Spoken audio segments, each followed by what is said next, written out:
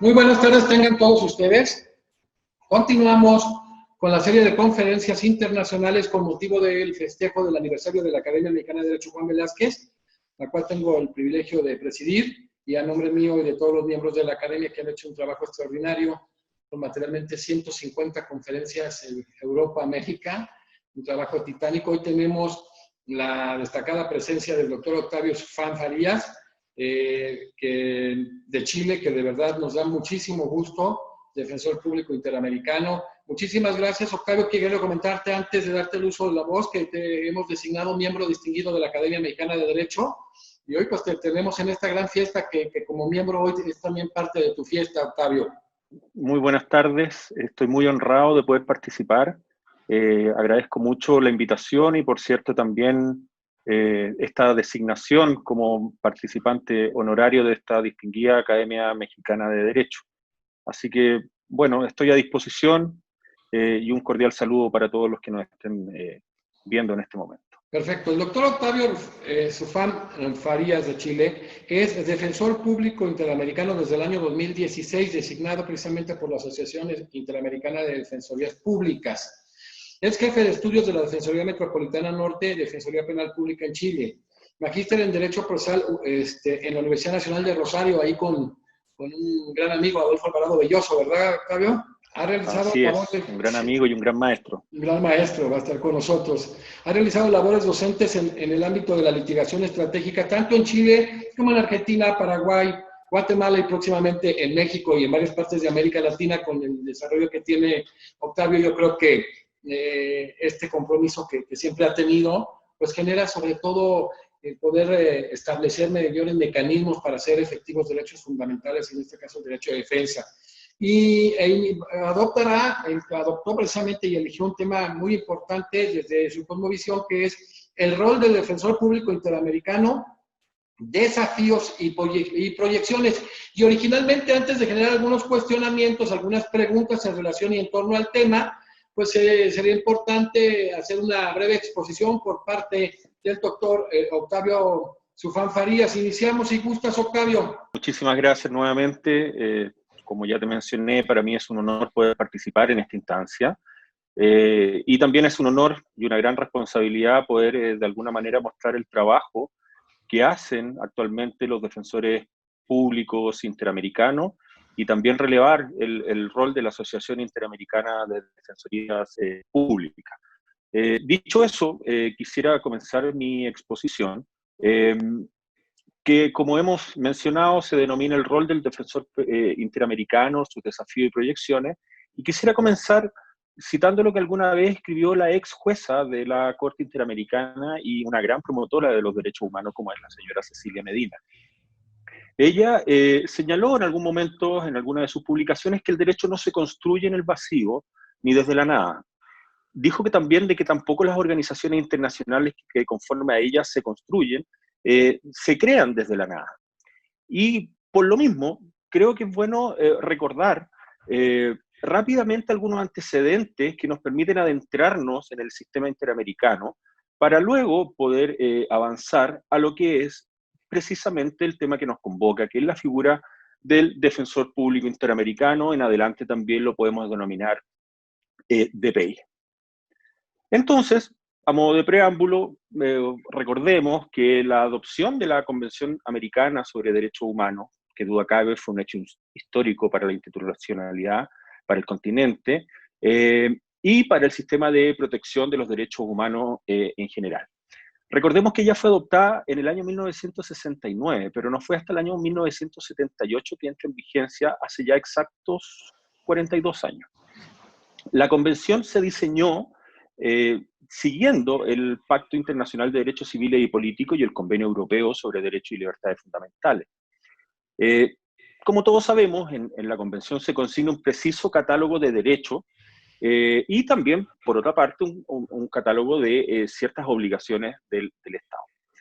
Pero este catálogo toma cuerpo, se moldea en el sistema interamericano de derechos humanos, que está compuesto básicamente por dos grandes y reconocidas instituciones, como son la Comisión Interamericana de Derechos Humanos, la CIDH, y la Corte Interamericana, por otra parte.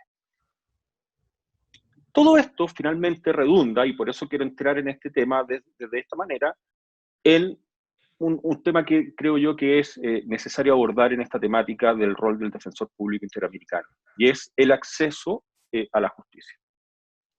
En las palabras del ex coordinador de AIDEF, Andrés Manque, la creación de la figura del defensor público interamericano es un mecanismo concreto que ha venido a permitir abrir el sistema, el acceso a la justicia al sistema regional, digo, a víctimas con una gran dificultad de acceder a estos mecanismos.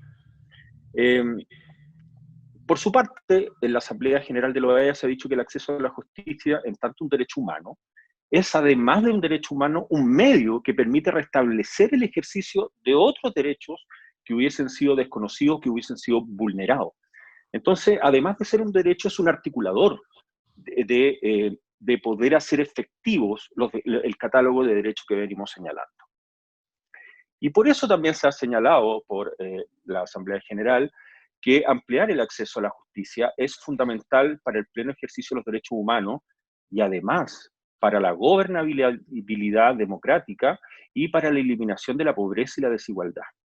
Es por eso la importancia, digamos, no solamente de los derechos humanos, sino que del acceso a la justicia en general. Hecho todo este preámbulo introductorio, evidentemente nace y aparece de manifiesto la preponderancia del nacimiento de lo que se denomina AIDEF, la Asociación Interamericana de Defensorías Públicas, que fue creada en el año 2003. Hoy por hoy, en AIDEF, la institución a la cual también adherimos, se cuenta con más de 18 miembros activos, y entre sus objetivos principales se encuentra precisamente el defender la vigencia y la eficacia de los derechos humanos, establecer sistemas de cooperación internacional de las defensorías públicas, que en tanto cuanto acceso a la justicia, las defensorías públicas hoy por hoy en América Latina juegan un rol crucial y preponderante.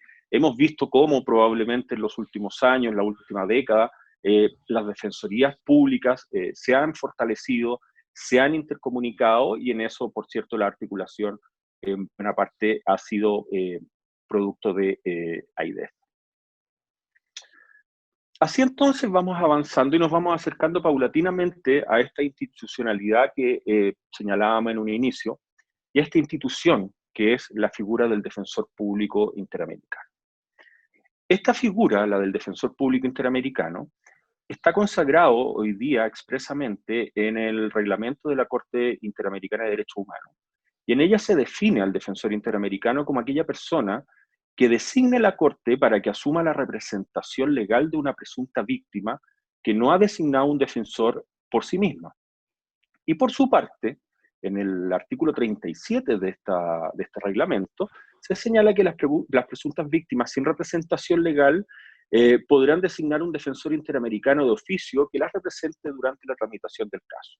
Entonces estamos hablando ahora de no solamente el acceso a la justicia en el ámbito interno, sino que también tal vez una falencia que existía y que se viene a cubrir con la figura del defensor público interamericano, que es facilitar el acceso a la justicia a la instancia internacional, al sistema interamericano.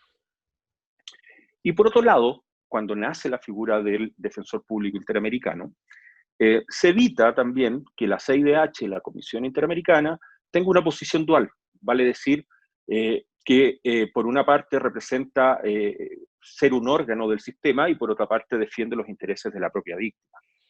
Se separa entonces esta figura y desde esa perspectiva el rol del defensor público interamericano permite que dentro del litigio propiamente tal en la Corte, la posición de la Comisión sea una posición más neutra, y con esto se permite dar preponderancia al conflicto entre víctima y el Estado demandado, y se reserva entonces a la Comisión Interamericana una posición más bien central, como un órgano del sistema que, previa a la reforma del reglamento donde se introduce la figura del defensor interamericano, asumía también la representación de la presunta víctima. Entonces, esa dualidad va quedando de alguna manera atrás.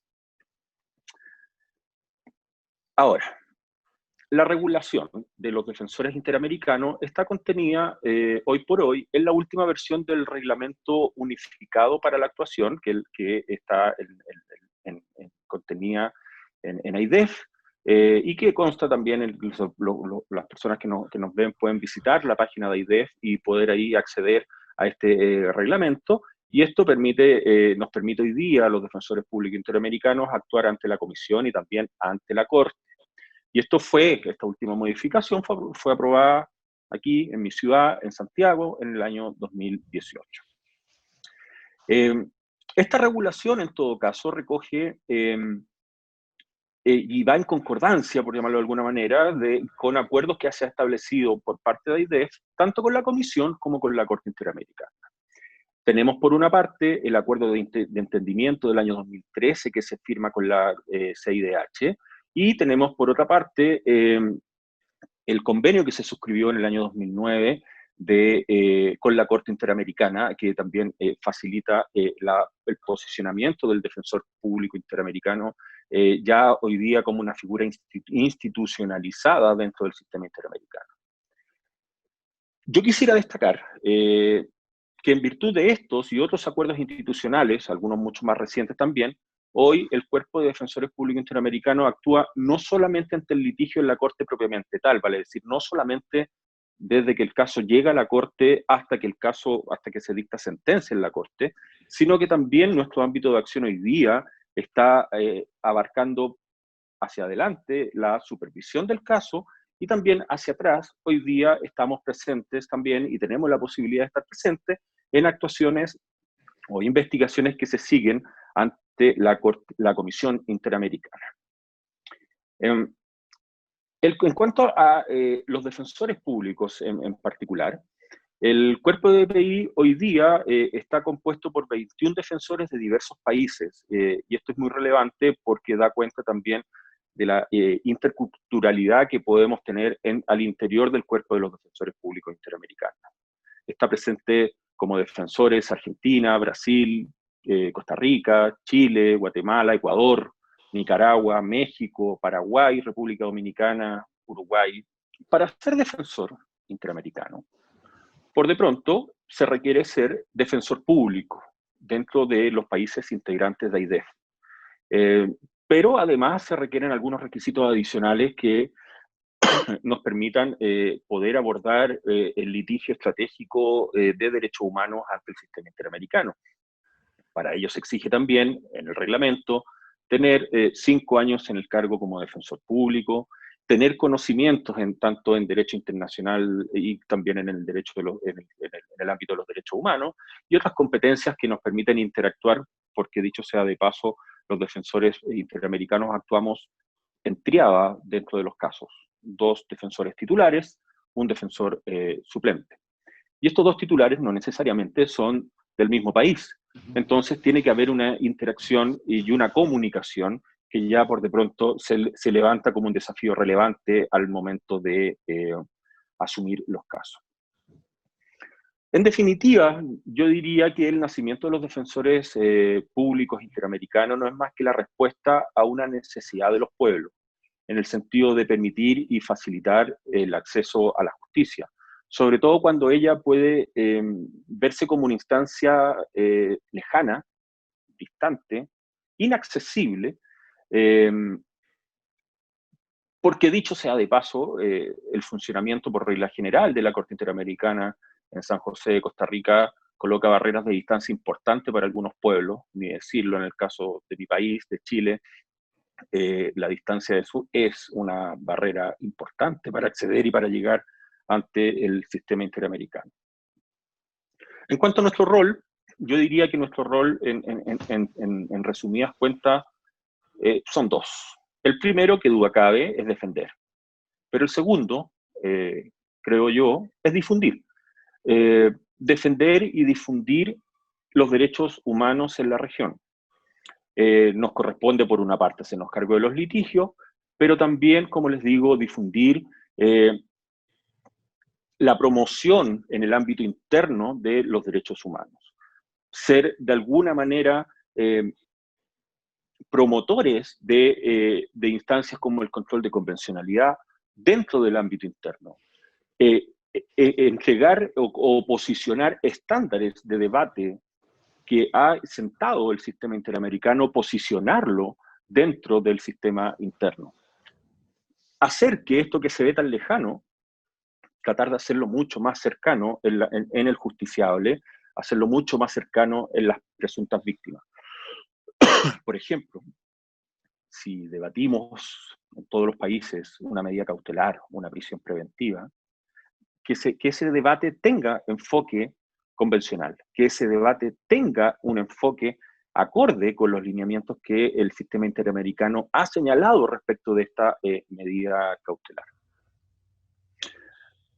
Ahora, evidentemente, no solamente es importante y es un honor poder participar como defensor público, sino que también se nos incorporan diversas obligaciones, como por ejemplo asistir a todas y cada una de las actividades, capacitaciones y obligaciones que se nos imponen en nuestro carácter de defensores públicos interamericanos. Ser DPI, creo yo, en todo caso, es un gran desafío profesional.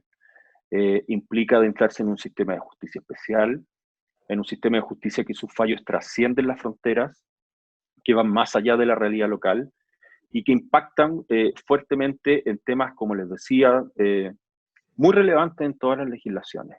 El debido proceso, la prisión preventiva, el derecho a la salud, la pena de muerte. Pero también es un gran desafío y lo vamos a desarrollar, si es que el tiempo lo permite, porque significa asesorar y apoyar y contener a personas que muchas veces han sufrido graves vulneraciones a los derechos humanos. En cuanto a la litigación en materia de derechos humanos, ella tiene ciertas particularidades, diría yo. Lo primero, litigar ante el sistema interamericano, litigar en clave de derechos humanos, contribuye por de pronto a promover y ser promotor de la protección de los mismos. Sirve muchas veces para obtener reparación en casos de graves violaciones. Opera como un mecanismo de no repetición, de rehabilitación, incluso de reparación simbólica. Abre la puerta a cambios políticos, a cambios legales o incluso cambios institucionales. Recordemos, por ejemplo, que uno de los roles que cumple la Corte Interamericana es dictar opiniones consultivas cuando los estados se lo solicitan. Y recordemos, por ejemplo, la opinión consultiva que realizó la Corte respecto del el matrimonio, el matrimonio, digamos, y la Corte finalmente termina ratificando que la Convención Americana no protege un determinado modelo de familia y permite entonces el matrimonio, o más bien insta, más que permitir, insta a poder avanzar hacia el matrimonio de personas del mismo sexo. O sea, lo que se actúa dentro del sistema interamericano es, de alguna manera, es la punta de lanza que permite que las legislaciones, que permite que los países puedan ir avanzando en temáticas como, por ejemplo, pueblos originarios, en temáticas como, por ejemplo, las que venimos mencionando del matrimonio igualitario, etc. También la litigación en clave de derechos humanos puede servir como un mecanismo de reconciliación y de precisión histórica. No son pocos los casos donde se han abordado temas de violencia política o de tortura que pueden haber ocurrido en la región y que de alguna manera los fallos del sistema interamericano vienen a satisfacer una situación que no ha sido satisfecha dentro del sistema interno. Por cierto, con todo esto se influye también en los discursos, actitudes y en los comportamientos de los diversos países y permite, cosa no menor, el empoderamiento de los movimientos sociales y de la sociedad civil en general. Hoy día la sociedad civil tiene un rol mucho más activo en las diversas temáticas y eso de alguna manera también permite el empoderamiento porque permite que los diversos actores sociales participen en la vida pública de mejor manera y con mayor autoridad. En cuanto a las dificultades generales, yo diría que existe una ausencia de una jurisdicción universal. Sería un gran anhelo tener una Corte Internacional de Derechos Humanos en general. Dificultades generales, las demoras de la tramitación, el aumento del volumen de causa, el atochamiento, del cual, por cierto, la Comisión Interamericana se ha hecho cargo, pero el atochamiento de casos que existe en la Comisión Interamericana. Digamos así, por ejemplo, que hace algún par de años debió hacerse cargo a través de un grupo especial para superar el atraso procesal, y desde ese punto de vista se tendieron cerca del 78% de los casos que habían atraso pudieron ser de alguna manera sacados adelante. Entonces, debemos reconocer que ahí tenemos también un desafío como sistema interamericano, que es poder propender a acercar los tiempos del sistema interamericano, sobre todo porque la Comisión Interamericana, a pesar de parecer una gran institución, es una institución pequeñita en cuanto a recursos humanos, y hacen un tremendo trabajo por el fortalecimiento y promoción de los derechos humanos en la región. Eso básicamente a título introductorio. Estoy llano para que ahora podamos conversar libremente.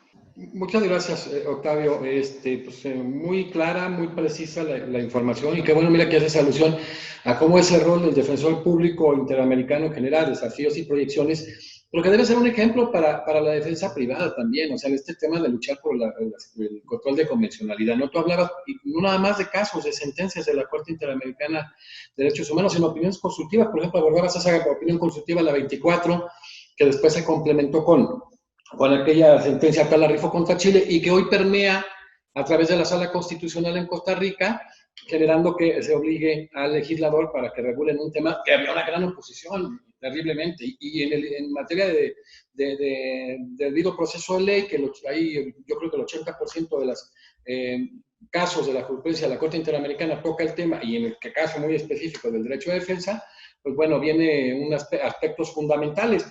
Por eso, doctor Octavio Farías, quiero preguntarte, ¿cuáles dirías que son los desafíos operativos más complejos en la defensa interamericana? Estos desafíos operativos que son básicos, ¿verdad? Porque si bien es cierto, se logra buscar la efectividad a través de un defensor público interamericano como tú, sumamente preparados, sumamente capacitados, y que evidentemente primero participaron, si no me equivoco, en algunos casos contra Guatemala, Rascacó, el primero fue el primer Ramírez, Rascacó, y luego el caso Mendoza, el caso Furlan y el caso Mohamed, donde empezó la gran participación de la defensa pública, pero a nivel de excelencia, como se está dando a nivel de nuestros países. Pues, ¿cuáles son esos desafíos operativos, Octavio? Yo diría que son varios. Algunos desafíos operativos ya de alguna manera se han esbozado. Por ejemplo, dentro de la tramitación del proceso ante el sistema interamericano hay una instancia que es clave para las presuntas víctimas. Cuando el caso se somete a la decisión de la Corte por parte de la Comisión, corre un plazo que es el plazo para que los representantes de la presunta víctima puedan presentar el denominado SAP, el escrito de solicitudes, argumentos y pruebas. Esa es una labor titánica, es una labor que tenemos un plazo de 2 meses para presentar precisamente las solicitudes, toda la argumentación jurídica, todo el debate jurídico y el ofrecimiento de prueba dentro de 2 meses. Y todo eso hay que pensar también cómo se operativizan. Consideremos, por ejemplo, que en mi caso yo vivo en Chile y perfectamente podría defender un caso de Guatemala. Y mi compañero o compañera podría ser una representante de Argentina. Y tenemos que coordinarnos para primero generar un vínculo con la presunta víctima, en el sentido de plantearles y darle a conocer que asumimos esta defensa de oficio por la designación, generar un lazo de confianza con la presunta víctima, generar desde ahí los elementos de prueba, vislumbrar en conjunto con ella los elementos de prueba, investigar estos elementos de prueba, investigar la doctrina, investigar los lineamientos de la Corte, y además hacernos cargo del marco general que nos coloca en términos fácticos la Comisión Interamericana. Yo diría que ahí hay un tremendo desafío de avance, de poder articular una coordinación regional que nos permita avanzar rápidamente a generar estos vínculos. Afortunadamente hoy día la tecnología nos permite tener estas conexiones como la que estamos teniendo en este momento, que de alguna manera facilita las cosas, pero consideremos que muchas veces son víctimas que no cuentan con los medios para acceder a esta tecnología y debemos llegar a veces al último rincón de un país a poder ubicar a la presunta víctima. Segunda dificultad, como ya lo mencioné, es la coordinación entre los colegas, coordinaciones internacionales, que por cierto es un gran desafío operativo. Los peritajes, buena parte de la prueba esencial en un caso, son los peritajes y determinar ya la capacidad y la idoneidad de un perito en un régimen comparado, ya es un tremendo desafío. De ahí a ubicarlo, coordinarlo, etcétera, es una labor titánica.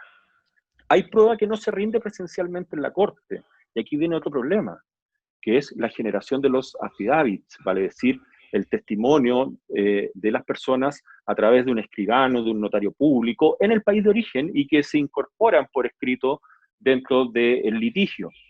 ¿Cómo coordinamos eso? ¿Cómo lo realizamos? ¿Dónde? ¿Con quién? ¿Bajo qué financiamiento? Son todos ellos desafíos interesantes e importantes desde el punto de vista operativo. En esta experiencia tan importante que has tenido, que evidentemente te ha complementado, te ha hecho un defensor público, no nada más nacional, sino interamericano, digamos ya un defensor integral con el tema de las dimensiones, ¿no? De la tutela, de la defensa de los derechos fundamentales.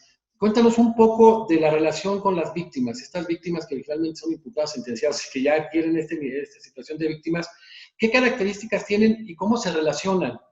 Es difícil abordar esa pregunta, es una muy buena pregunta, yo creo que es la clave de una buena labor en la defensa pública interamericana. Yo creo que no sacamos nada con ser grandes conocedores del derecho internacional, del sistema interamericano, del litigio, si no logramos abordar adecuadamente el tratamiento con la víctima. Es a ella a quien le debemos fidelidad, es a ella a quien le debemos honrar el compromiso por defenderla adecuadamente. Y se trata del perfil de estas víctimas, muchas veces son víctimas que están profundamente dañadas. Son víctimas que llevan muchos años buscando justicia. Son víctimas que no encontraron justicia en su país, por eso han acudido al sistema interamericano. Y en definitiva, son víctimas que muchas veces ya no confían en la justicia y ven esto como la última alternativa de encontrar algo de justicia.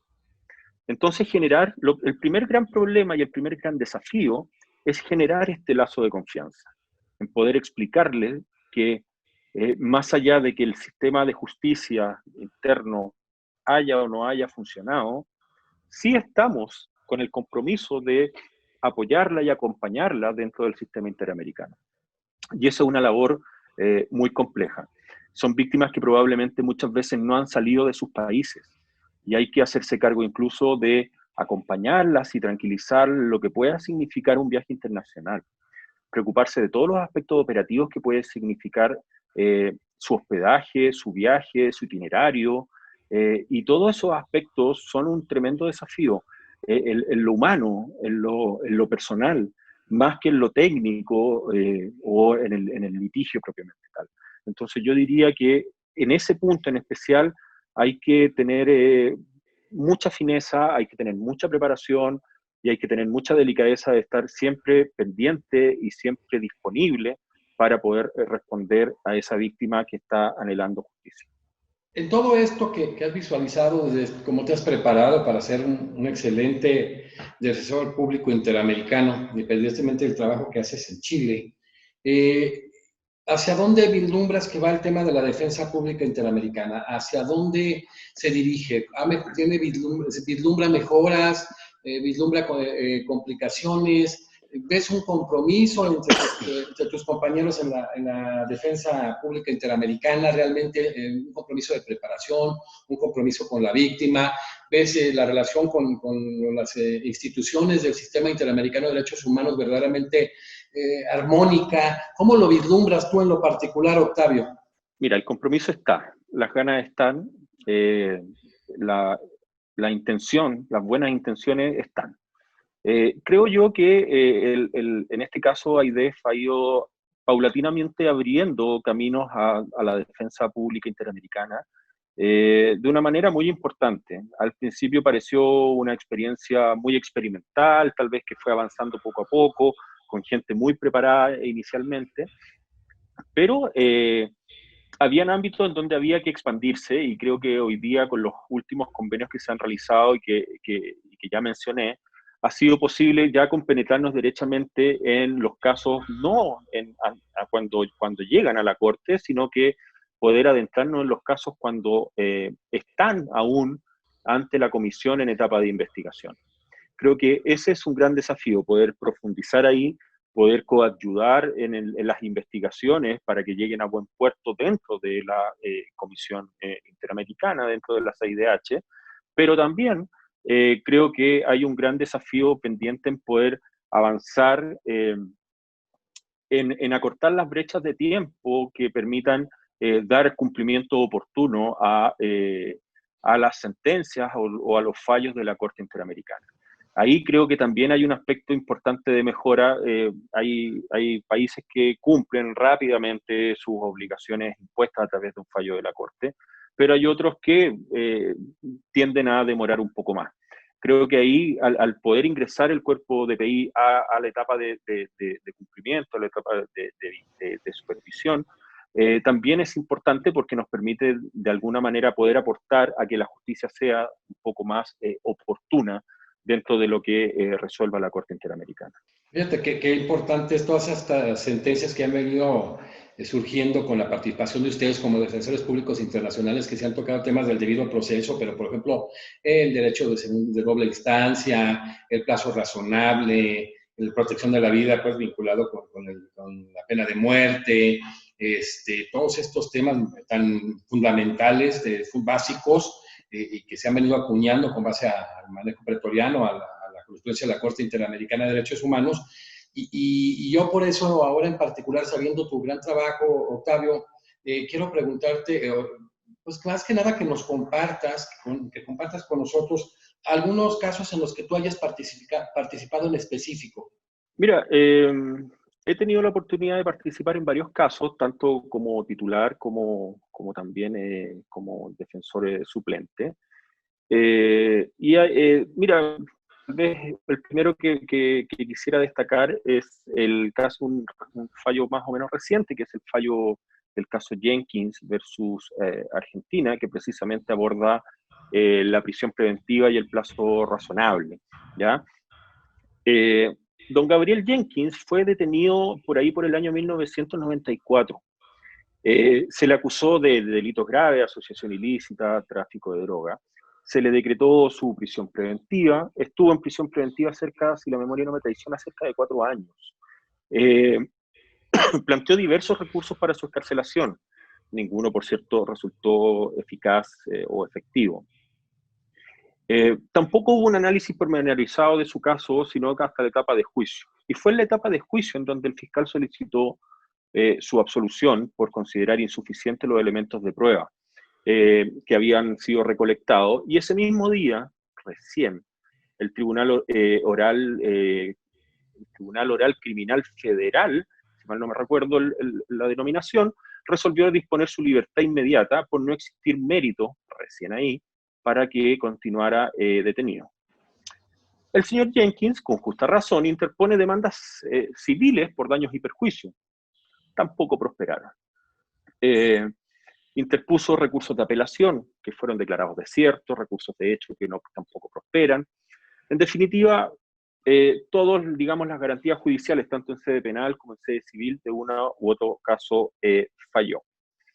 Y cuando llega el caso a la Corte observa que con respecto a la orden de prisión preventiva, ella contenía fundamentos que son bastante recurrentes dentro del sistema americano, contenía fundamentos que únicamente apuntaban a la existencia del delito y la presunta participación, sin esbozar razones mayores por las cuales la prisión preventiva era necesaria, idónea y proporcional.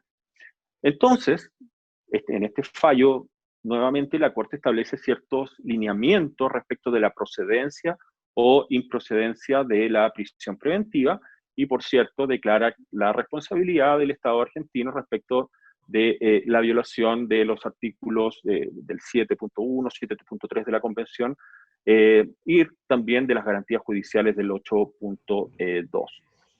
También se consideró infracción y también establece ciertos lineamientos respecto de la garantía del plazo razonable, lo que dice relación con el tema civil, que también tuvo bastante dilación.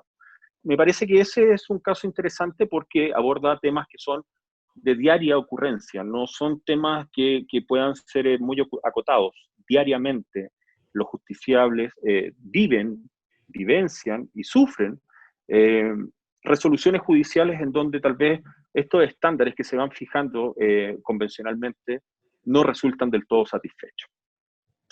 Y el segundo caso, que tal vez me gustaría referirme, es un caso en donde no participé directamente, ahí fueron mis colegas Silvia Martínez de Argentina y Rivana Ricarte de Brasil, quienes llevaron el caso, que es el caso Poblete-Vilches versus Chile. ¿Ya? Este es un caso paradigmático también, porque con este caso dos puntos quedan aclarados y consolidados en cuanto al derecho a la salud y respecto de su protección reforzada, teniendo en cuenta a la persona afectada. Este es el caso de don Vinicio Poblete Vilches, un señor de avanzada edad que por diversas situaciones, estoy resumiendo, diversas situaciones, es hospitalizado, padecía varias enfermedades, es dado de alta, al parecer no estaba su situación de salud de acuerdo a lo que se esperaría, tuvo que regresar rápidamente a un recinto hospitalario, finalmente el señor Poblete Vilches fallece, se inician investigaciones penales por la negligencia médica que no prosperan, y finalmente la familia entiende que no encuentra justicia en el sistema interno. Y en este caso se consolida la tesis, primero, de que el derecho a la salud es un derecho social autónomo que está protegido por el artículo 26 de la Convención. Se consolida el criterio de que el derecho a la salud como un derecho autónomo, un derecho económico, social, cultural y ambiental autónomo. Y también que las personas mayores, nuestros adultos mayores, gozan de un nivel reforzado de protección para el goce efectivo de sus derechos, que me parece que también es muy relevante la realidad de nuestro país y la realidad probablemente a nivel latinoamericano, es que nuestros adultos mayores muchas veces resultan relegados al momento de acceder a la salud, y por eso también creo que es un fallo muy, muy interesante. Y lo último que me gustaría destacar respecto a este caso es el ímpetu con que los hijos de don Vinicio Poblete, el señor Vinicio Poblete Tapia y doña Leila Poblete, abordaron este caso. Este caso las defensoras interamericanas lo tomaron cuando se les designa por la Corte, y el señor llevaba algo así como 20 años probablemente buscando justicia, había golpeado puerta tras puerta, con gente muy humilde, que con mucho esfuerzo, con mucho sacrificio, logró llegar al sistema interamericano, logró proponer este caso en la comisión, logró que la comisión llevara el caso a la Corte, y en ese caso, y en la última etapa, pudimos acompañar a la familia como cuerpo de DPI y poder hacer un ESAP que él estaba redactando prácticamente a mano. Son temas muy, muy, muy fuertes, muy potentes, donde uno siente que el rol que se ejerce como defensor interamericano tiene un sentido, y tiene un sentido porque marca tal vez una tendencia, marca tal vez un antes y un después en ciertas temáticas, como en este caso el derecho a la salud. Qué importante, y sobre todo lo que se ha logrado a través de la defensa pública interamericana, lo que tú aludías, ese artículo 26, ese desarrollo progresivo, y cómo ya se aluden elementos súper importantes con base al 26 de la Convención Americana, ya tomando en consideración temas del protocolo adicional de San Salvador y con un manejo autónomo. Entonces, ese caso Poblete Vilches es verdaderamente paradigmático en temas de salud y seguridad social. Y mira qué maravilla saber que está inmersa la Defensoría Pública Interamericana, qué orgullo. Y bueno, para cerrar, que son de todas estas conferencias, sobre casi 150 conferencias a nivel Europa-América, a veces son por lo cansados que estemos y demás, no darían ganas de nunca cerrarlas, mi querido Octavio, porque se obtiene una información increíble que va a dar clasificada a la página de la Academia Mexicana de Derecho, y que no quiero dejar de preguntarte esto. ya vimos todo el aspecto operativo, técnico, normativo de la actuación y de la función del rol del defensor público interamericano. Dime, o dinos más bien, Octavio Fan, algún caso que te haya asignado, algún caso que te haya marcado en particular. Aquí en estos participantes son casos extraordinarios, de verdad se tocaron cuestiones y derechos fundamentales y humanos prioritarios, pero algún caso que en particular a ti te haya marcado. Yo te diría que el caso Poblete fue el primer caso en donde tuve la oportunidad de observar y de participar acompañando como suplente a las defensoras titulares. Ese caso me marcó mucho, desde lo humano, desde el éxito del caso finalmente, pero también hay otros casos que marcan mucho. Yo te diría, por ejemplo, casos como el caso Martínez Coronado versus Guatemala de reciente fallo, que es una secuela de una seguidilla de fallos que abordan también el tema de la pena de muerte. Porque la pena de muerte, probablemente desde cuando uno pisa por primera vez un aula universitaria, es una de las primeras consultas. Si uno está a favor o en contra de la pena de muerte, ¿cómo abordaría uno la pena de muerte? Pero cuando uno tiene la oportunidad de participar en un caso ante el sistema interamericano que dice relación precisamente con este tema, y el caso Martínez Coronado tiene muchas particularidades que lo hacen también muy doloroso, uno siente que de verdad está haciendo un aporte para construir una mejor sociedad, para construir una sociedad más humana, una sociedad donde exista mayor igualdad, mayor dignidad, y para que también el sistema de enjuiciamiento y el sistema de pena también tengan mucha más humanidad, y que es al final del día el gran aporte que los abogados podemos hacer al sistema y a la sociedad en general. Perfecto. Sí, porque digo, estos temas es importante establecerlos en el sentido de lo que se viene construyendo, ¿no? El sistema interamericano, pero que a final de cuentas, pues son sentencias que son vinculantes para todos y cada uno de los estados parte, ¿no? Ya entendido de que si son estados parte en el mismo, pues son cosa juzgada, y si no lo son cosa interpretada. Entonces, el generar toda esta gran construcción en casos pues paradigmáticos que han mencionado, que has participado como estudiante, como la titularidad de la defensa pública interamericana, pues generan, sobre todo como dices tú, es luchar hacia democratizar precisamente nuestros estados a través de estándares mínimos del sistema interamericano de derechos humanos, ¿no? Entonces, de verdad que causa mucho respeto el trabajo que realizan, que causa mucha admiración y sobre todo en los temas que permean, ¿no? O sea, estamos hablando, por ejemplo, del tema de pena de muerte, en temas de salud, tema de prisión preventiva, que en América Latina se ha abusado.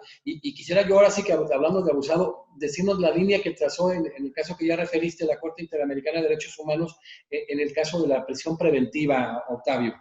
Mantiene un poco los criterios que había venido señalando anteriormente, en el sentido de que no bastaba solamente con dar por acreditado tal vez presupuestos materiales de existencia del delito y de participación, sino que también era necesario que la prisión preventiva se alineara con criterios de idoneidad, de proporcionalidad, de necesariedad, y desde ese punto de vista, como te digo, creo que es un aporte importante, porque también se aborda ciertos temas como la posibilidad o imposibilidad de que existan ciertos delitos que prácticamente se conviertan en inescarcelables. Habían ciertas regulaciones del derecho interno que no aplicaban en este caso, atendió el tipo de delito, por ejemplo, plazos máximos de prisión preventiva, tampoco aplicaban en este tipo de delito. Entonces, el tratamiento de la prisión preventiva debe ser siempre un tratamiento igualitario, a eso propende el fallo también. Entonces, como te digo, creo que bien en este fallo, en el fallo del caso Jenkins, se viene a reiterar de alguna manera estos lineamientos y estos criterios que debieran ser utilizados miles de veces día a día por nuestros tribunales de justicia. Sí, sobre todo en este caso Yankees contra Argentina, porque cómo se ha abusado en el tema de la prisión preventiva. Se rompen fácilmente con los estándares mínimos del sistema interamericano de derechos humanos desde la construcción normativa, o sea, atentando contra el artículo 1.1 y 2 de la Convención Americana, que habla otro tipo, aparte de estas disposiciones legislativas, de otro tipo de disposiciones. Entonces, ¿cómo deben correr las líneas que establece precisamente la jurisprudencia de la magistratura constitucional, los aspectos institucionales? Entonces, qué importante es ese trabajo. Yo creo que este diálogo que hemos generado a través de todos los amigos como tú, Octavio, yo creo que qué bueno que le estemos dando inicio y continuidad, ¿no? Porque sí vale mucho la pena después generar una mesa con defensores interamericanos, defensores públicos interamericanos, sobre todo ahora que tú ya avanzaste de la importancia de estos desafíos, de esta proyección, para que vean cómo se está construyendo también desde la defensa pública interamericana este sistema interamericano de derechos humanos. Y que eso sea un ejemplo para todo el tipo de defensa. Es decir, esta defensa, que es una obligación manejada desde el sistema interamericano, pues debe de existir en el mismo sistema interamericano, no solo en los estados parte. Entonces, ¿cómo se facilita? Pues poder accesar a la defensa, como tú lo señalaste, en casos de gente que verdaderamente no tiene ni los mínimos medios tecnológicos, ni imagínate, capacidad económica para hacerlo, y se puede llegar a defensores de tu talla y de otros defensores públicos interamericanos que hoy en día siguen en la construcción, sobre todo de su trinchera de esta jurisprudencia de la Corte Interamericana de Derechos Humanos. Muchísimas felicidades, doctor Octavio Zufán Farías. Es un privilegio tenerte, porque pues ya como miembro distinguido de la Academia Americana de Derecho, pues vamos a seguir construyendo con todos los juristas europeos y americanos, pues sobre todo temas muy importantes. Ahora vamos a generar algunas mesas de análisis en diversas cuestiones, por ejemplo, en temas de delincuencia organizada, que ahí va a ser un debate muy interesante, tener, imagínate, un defensor público interamericano con alguien que está muy inmerso en el análisis doctrinario y alguna juez constitucional, pues sobre todo para ver las diferentes visiones que se tienen y qué se puede construir en este tema, sobre todo en aras de que este sistema interamericano de derechos humanos en cuanto a nuestra región verdaderamente permee y que a través de ello podamos construir verdaderas sociedades democráticas, verdaderos estados de derecho, que no se den tristemente estados de derecho de reclama, sino reales. Y yo creo que uno de los mecanismos de construcción es a través de este tema, donde la Corte Interamericana de Derechos Humanos termina convirtiéndose en el último intérprete, y como se refirió en esa sentencia que tú ya abordaste, la Tala Rifo contra Chile, que permeó en el matrimonio igualitario, como estableció precisamente que la interpretación administrativa y judicial debe hacerse conforme a la jurisprudencia de la Corte Interamericana de Derechos Humanos. Entonces, pues hoy en día, a lo mejor no te gusta que lo digan, pero te están convirtiendo en tu caso particular con muchos defensores públicos, pues en verdaderos históricos, pero históricos de la construcción de un verdadero Estado de Derecho a nivel de nuestra región. Muchísimas felicidades, Octavio, nos congratula mucho tenerte hoy y sobre todo hoy ser parte de estos miembros distinguidos de la Academia Mexicana de Derecho. No, por favor, muchísimas gracias a ti, a ustedes por la invitación. Muy disponible de compartir experiencia. Hoy día es mucho más fácil compartir experiencia. Y antes que eso, también muchas gracias por generar esta plataforma donde también todos nosotros nos podemos nutrir. Yo ya he tenido la oportunidad de ver varias de las exposiciones y de las conversaciones muy interesantes que has tenido. Por ejemplo, el otro día vi la del profesor Alberto Binder. Ya me comentaste, vendrá la del profesor y maestro Alvarado Belloso. Creo que es una gran plataforma muy necesaria para América Latina, muy necesaria para el derecho y muy necesaria también para hacer una sociedad más justa. De eso se trata, de nada más que eso. Exactamente, cómo busquemos que la justicia sea siempre en el sistema interamericano y en cada uno de nuestros sistemas internos un parámetro de interpretación que a final de cuentas luego permee, ¿no? Porque en esa tensión de democracia y constitucionalismo, pues ahí está la función de los tribunales constitucionales, que sean verdaderamente autónomos y que busquen todos estos estándares y todos estos parámetros. Pues muchísimas gracias. Hoy continuamos con una extraordinaria disertación. De verdad estamos muy contentos desde la Academia Mexicana de Derecho en este seguimiento, en esta continuación de las conferencias internacionales en el marco del festejo del aniversario de la Academia Mexicana de Derecho, con el doctor Octavio Zufán Farías de Chile, con el tema El rol del defensor público interamericano, desafíos y proyecciones. Muchísimas gracias y continuamos mañana con una nueva conferencia internacional.